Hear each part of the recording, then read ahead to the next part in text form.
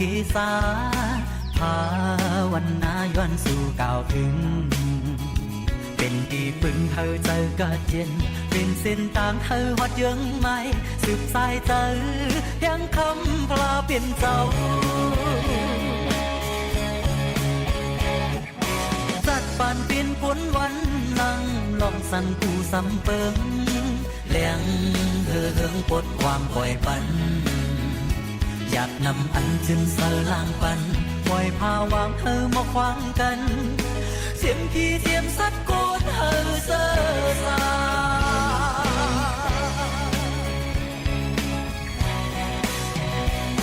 พุทธังสารนังกัจฉามิ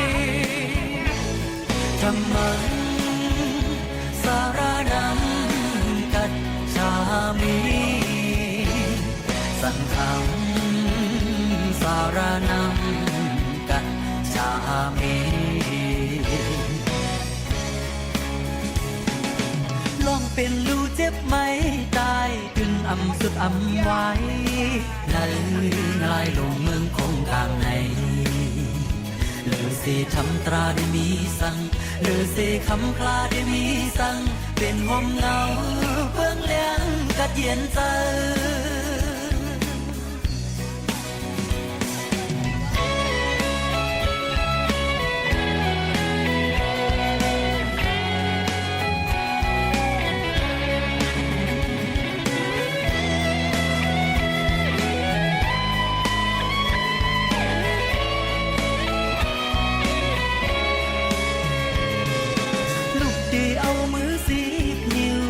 ต่างคิวเกษา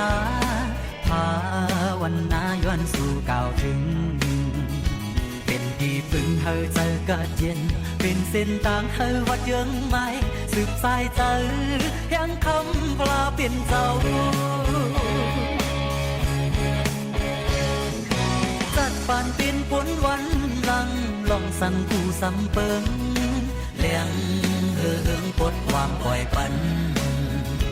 อยากนำอันจึงเสลางปันปล่อยพาวางเธอมาขวางกันเสียงพี่เทียมสัดโกนเธอเสือสา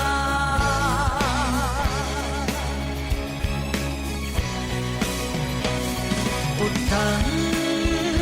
สารนังกัจฉามิธัมมังสารนังกัจฉามิสังฆังสารนังกัจฉามิพุทธังสารนังกัจฉามิธัมมังสารนังกัจฉามิสังฆังสารนังกัจฉามิ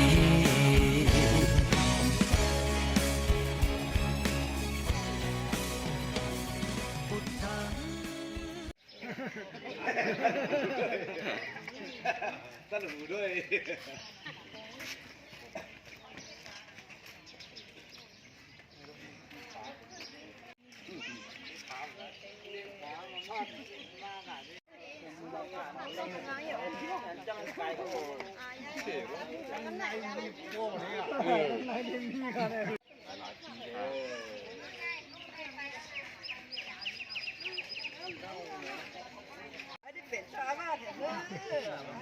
น้องฟ้ามาน้องฟ้าอธิษฐานขอภาพร่างกายสมบูรณ์แข็งแรงก็สันนั่นแหละ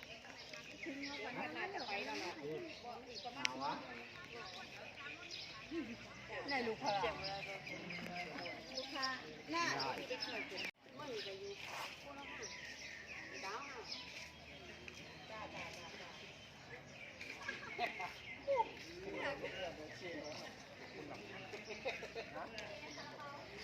คนนั้นเนี่ยน้ำเมื่อการกินร้อยเนาะนะมันมีกวนเนี่ยบอกการกินร้อยเนาะการทำซ้ำกันแล้วผู้เจ้าเอาขึ้น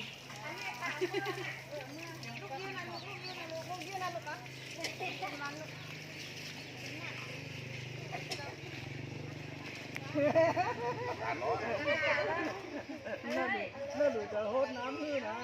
ดูอยู่กินหวาน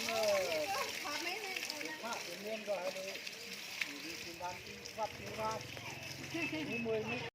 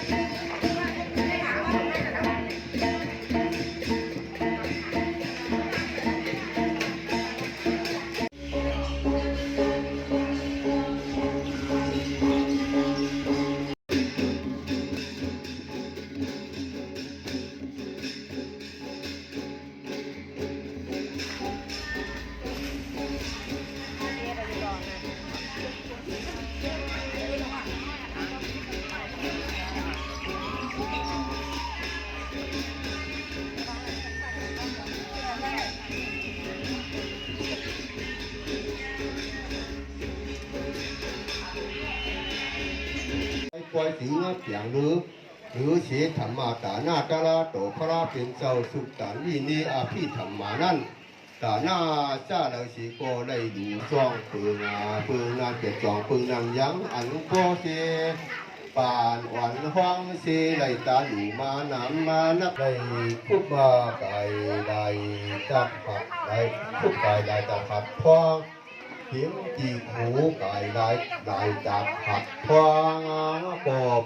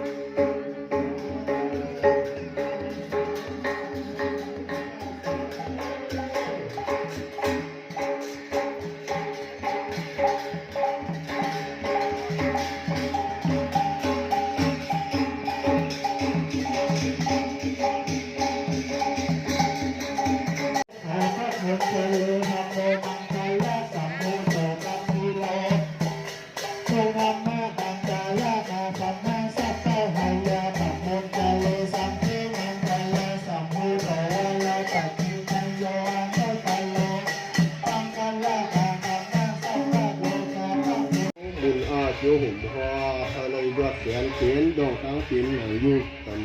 กันดีจุดเยี่ยงคำติดติดคำนิปานอะไรเหมือนเท่าขันทำชิงชื่อยิงหญิงหัวคำตึงซื้องามอกจูพาของยุคสานสีสัตว์วนปีดูเยอะ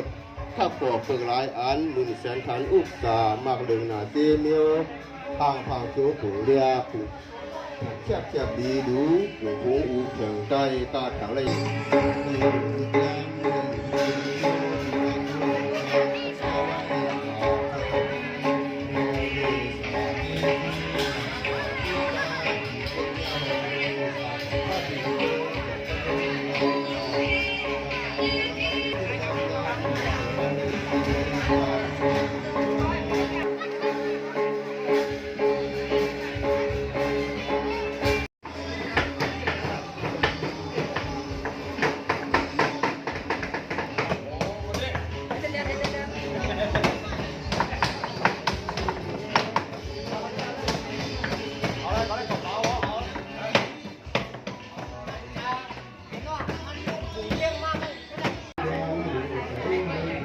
บนพันนางดี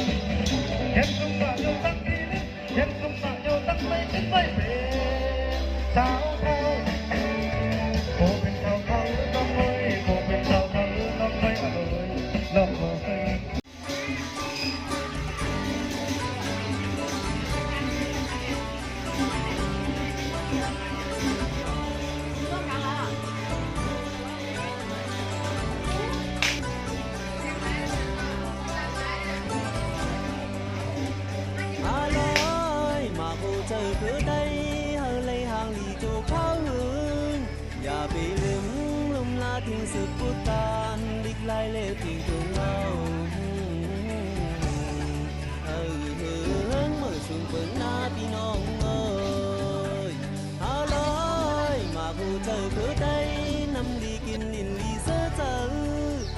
ปีลืมลืมลาทิ้งสืบพุทธการเมืองเฮาแลเงินคือเฮาเฮิงมือสูงถึงหน้าพี่น้องเอ้ยเสียงเพลงความไตอย่าบันวายขอความไตเฮาอย่าปีเฮาหายาโจลูกล้างลานเฮาสุดจือไตสื่อกูตั้งไม่เอาสื่อดึงให้เป็นไตพี่น้องขอจือให้เป็นพี่น้องใจคือไทยห่างมีงามเอ่ย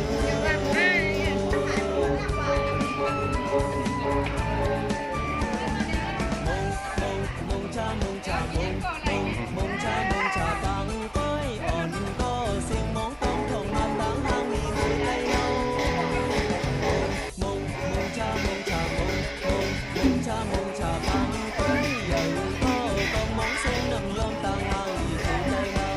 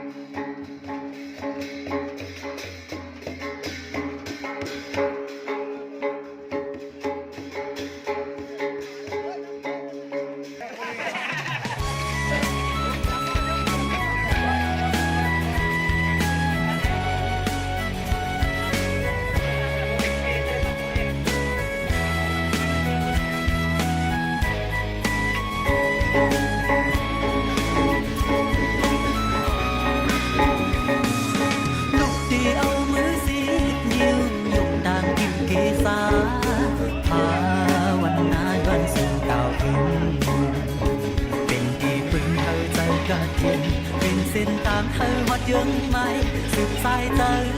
ยังคำพลาเป็นเจ้าจัดปานเป็นผลวันลังลองสั่นผู้สำเปิงแหลงเธอปลดความปล่อยปันอยากนำอันจึงสลางปันปล่อยพาวางเธอมาควางกันเสียงพี่เสียงสัตว์โกนเธอเซ่อซา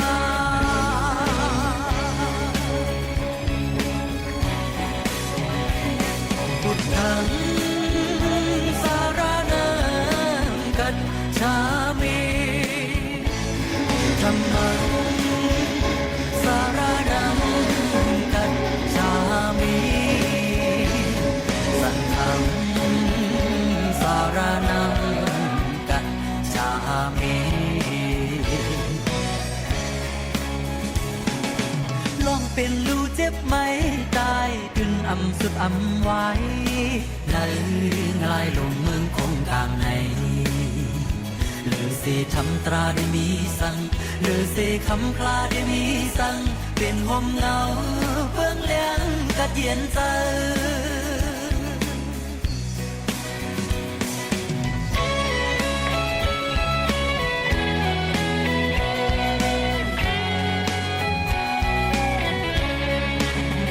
หลังจากนั้นแล้ว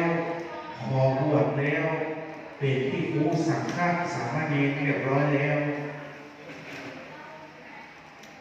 พญานาคตรงนั้นก็เป็นนั่งสมาธิใกล้น้ำถ้ามีครูสังฆสามเณรก็ไปรับส่องหออันนี้มันเป็นหน้าก้อยทะเลเป็นหน้าบอกพระเจ้า ว่าประเดี๋ยวนี้มีพญานาคปอกมาบวชเปิ้ลจึงถามว่ามนุษย์โสสิคุณเนี่ยเป็นมนุษย์ก่อนถ้าบอกว่าภาวะนาทีอันเตเข้าประชาการที่จะเป็นบรรพชาอุปสมบทหรือว่าจะบรรพชาได้ต้องเป็นมนุษย์ห้ามเป็นสัตว์เดรัจฉานหรือว่าเป็นมนุษย์ก็ได้เทวดาก็บวชมาได้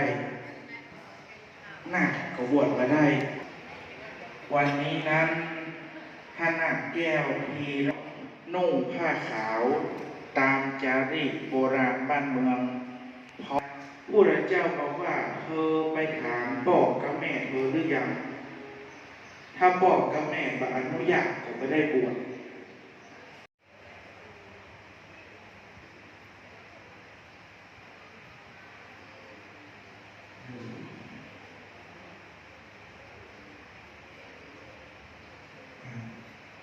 สองคนนี้เป็นคนที่คอยดูแลตลอดระยะเวลาที่อยู่ที่บ้านต่อไปจะได้เข้าสู่โลกกาสาวพัสแล้วก็ตั้งใจทำนุบำรุงศาสนาแม่เขาก็สองคนนี้ก็จะพอคอยดูแลสันนิบาตตามเข้ามาพอมาคอยลูกอุ่นด้วยความรักที่แท้จริงของแม่และพ่อจะโอบอ้อมลูกเอา